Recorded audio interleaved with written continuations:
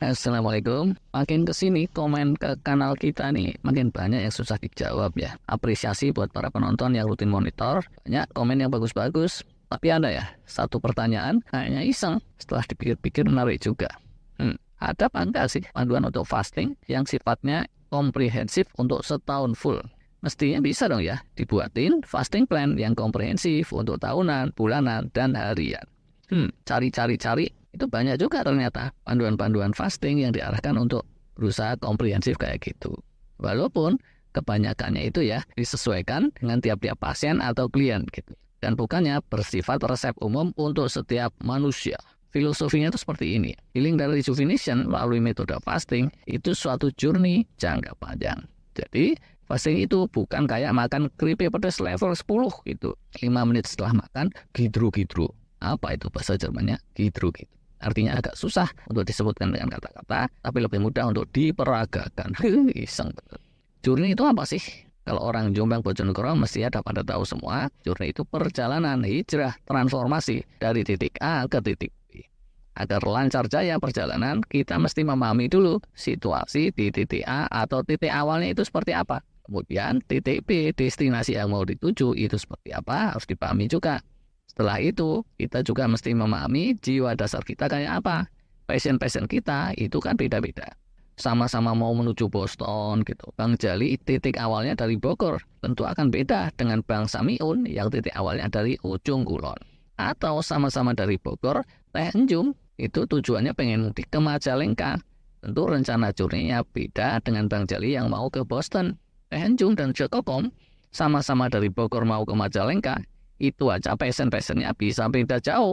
Jokokom gitu yang tukang jualan semur tutut misalnya punya jiwa petualang luar biasa. Dia itu mudiknya ingin naik pesawat, tapi pesawatnya cuma melintas doang di atas kampungnya di Majalengka dan dianya akan turun dengan terjun payung. Loh, ya semua orang kan bisa senekat itu. Semoga ini ilustrasinya nggak kejauhan nih. Tapi yuk kita kembalikan lagi ke soal fasting. Titik awalnya orang fasting itu kan beda-beda. Umurnya beda-beda, bobot juga beda-beda. Ada yang cungkring kayak tiang jemuran, ada pula yang kayak tiang listrik yang baru keseruduk sama truk. Sama-sama tiang ding ini. Ada yang kondisinya bugar, ada yang raport check up-nya merah semua merata-rata, ada yang lagi ambruk gereng-gereng, ada yang sehat tapi barusan sembuh dari sakit berat, dan seterusnya. Yang mau disasar itu tiap orang juga belum tentu sama. Jokokom yang mau terjun payung tadi, dia pengen langsing. Sedangkan Teh Enjum, galaunya itu bukan pengen langsing, tapi sekedar pengen stabil aja. Jumbo nggak apa-apa, tapi dia pengen agar bobotnya nggak terus naik-naik ke puncak gunung tinggi-tinggi sekali. 80 kilo saja cukup. Itu pun udah rutin patahin kursi lipat. Selesai baca aja sampai ada yang bengkok. Walah. Profesor Walter Longo bilang, kalau orang itu inginnya macam-macam, itu metodenya akan semakin sulit. Metode FMD atau Fast Mimicking Diet yang dikembangkan oleh Profesor Walter Rollo yang pernah kita ulas dulu, itu kalau nggak salah dikembangin awalnya ingin diaplikasikan untuk pasien-pasien penyintas kanker agar mereka pemulihannya bisa lebih nyaman dan seamless. Jadinya yang dia saranin itu sehari-hari cukup fasting yang tipis-tipis di malam hari gitu sampai pagi sekitaran 12 jam saja. Nah gitu, plant-based diet sebisa-bisa, jangan kebanyakan daging dan sesekali praktekin FMD. FMD itu sendiri bukan puasa beneran tapi semi puasa. Calorie restriction. Kalau David Sinclair yang kemarin kita bahas dan yang sealiran itu pengen menyasar pemudaan kembali. Ini susah loh. Jadi kemarin kita udah ulas, bagi yang seperti itu, fasting adalah keharusan, harus cukup intens, tapi itu cuma salah satu faktor yang mesti dilengkapi dengan berbagai jurus life hacking yang lain. Kalau Dr. Mindy Pelz, dia sering membahas resep-resep fasting sesuai kebutuhan. Ada yang gut reset fasting, ada yang untuk meningkatkan imunitas, ada yang untuk menurunkan bobot, ada yang untuk bikin bening otak dan syaraf, ada juga yang kelas berat untuk memunculkan autofagi, atau lebih berat dari itu untuk ngencengin produksi stem cell. Dr. Jason Fung itu beda lagi, arahannya dia itu untuk meredam penyakit degeneratif. Fokus awalnya agar tubuh bisa cepat masuk ke fase ketosis, untuk menekan resistensi insulin, menekan fatty liver, menggiring agar kita jauh dari kecanduan gula karbo, dari kecanduan makanan. Terus jauh dari masalah diabetes, kardiovaskuler, kanker kayak gitu. Yang kerok yang sering dijadiin sasaran lagi itu inflammation atau inflamasi peradangan. Terus oxidative stress dan stres kronis. Akarnya dari situ antara lain senescent cell atau sel-sel tua yang nggak mati-mati, malah mengemisikan racun-racun ke sekeliling kayak gitu. Kalau dokter-dokter dan pakar-pakar yang mengadresnya itu kaum mendang-mending lah, ini bisa beda lagi. Untuk yang ini, dulu kita udah pernah saringkan juga. Antara lain jadi metode fasting yang tipis-tipis, tapi ya harap maklum, kalau udah ketelanjuran ada kondisi ini dan itu yang lumayan serius, yang tipis-tipis kayak gitu, tingkat kemanjurannya juga bisa walau alam dan mesti dikombinasi dengan jurus-jurus lain yang lebih drastik. Model puasa muslim aja, walau dibilang pakem hariannya itu kayaknya plek-plek itu saja, variasinya ternyata juga gak karuan. Bisa dibarengi dengan sholat malam atau laku-laku spiritual lainnya, tapi bisa juga enggak. Bisa sahur, tapi itu pun sunnah saja. Yang sahur, itu pun bisa makan kenyang, bisa juga cuma seteguk air, atau diantaranya itu. Dan selain secara hariannya bisa variatif, pola jangka panjangnya juga bisa beda-beda. Yang ingin kuat oleh Rasulullah SAW direkomendasikan puasa Daud, tapi yang direkomendasikan ke arah sana cuma dikit. Ada yang direkomendasikan itu ayamul bid yang tiap bulan cuma 3 hari berturut-turut, atau yang lebih kasual lagi direkomendasikan itu cukup seminggu sekali atau sesekali saja. Kalau muda-mudi yang ingin kuat menahan godaan, rekomendasinya terus beda lagi dan seterusnya. Dan selain rekomendasi fasting, ada juga rekomendasi untuk semi fasting. Berhentilah makan sebelum kenyang. Kayak gitu kan ya.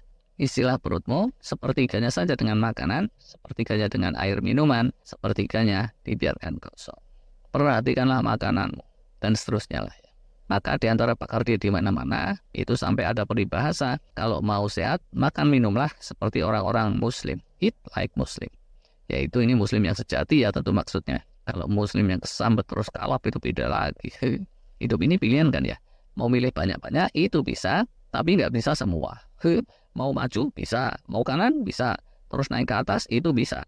Tapi sadarilah, kalau kalian maunya maju itu artinya nggak mundur. Kalau ke kanan artinya nggak ke kiri, dan kalau ke atas itu nggak ke bawah. Itu kan ya.